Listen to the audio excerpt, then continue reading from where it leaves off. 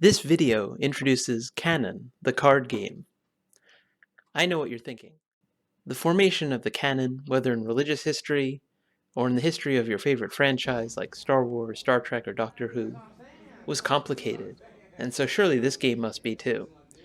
But in fact, Canon, the card game, boils down a lot of interesting history in fandom and in religion to some simple rules that anyone can learn very quickly and that's fun to play. The way it works is in fact fairly simple. Each player starts off with 5 cards and can have as many as 7 in their hand.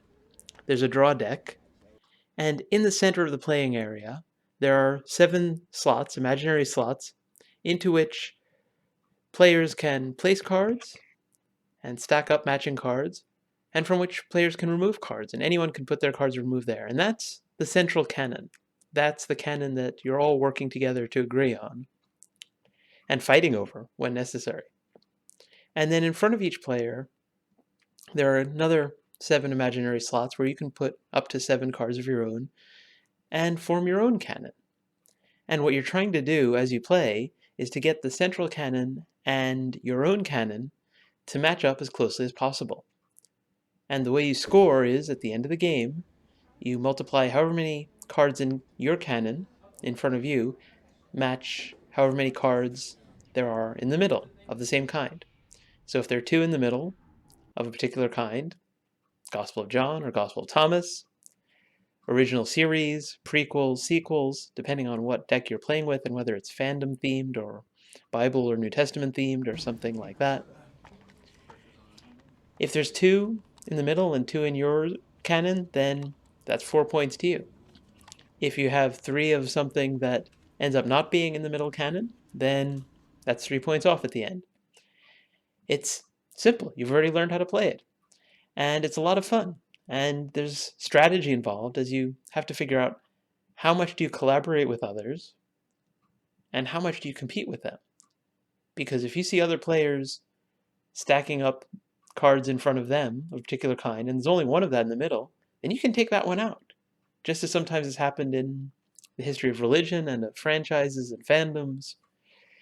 We decide we don't want that in because that person that we're competing against or that we don't like is focused on that text or that movie or that comic book or whatever it is. And so this is a game which you can use for educational purposes in classes that are focused on fandom and the franchises associated with that, or one that's focused on the history of religion and of scripture.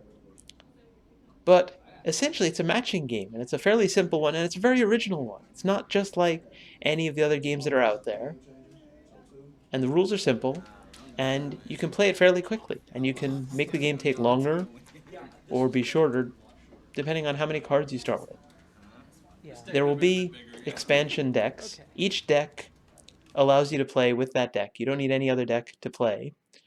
But with some additional decks, you can mix and match. You can add in cards related to fan fiction and to headcanon.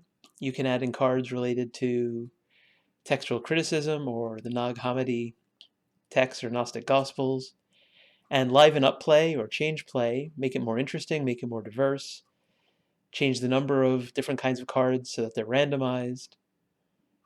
But ultimately, it's a competitive and collaborative matching game, and it's a lot of fun to play. And it's going to be available from the Game Crafter.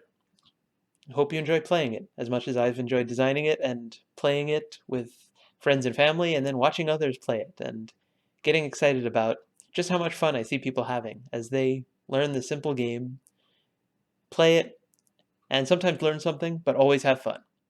I'm sure you will too.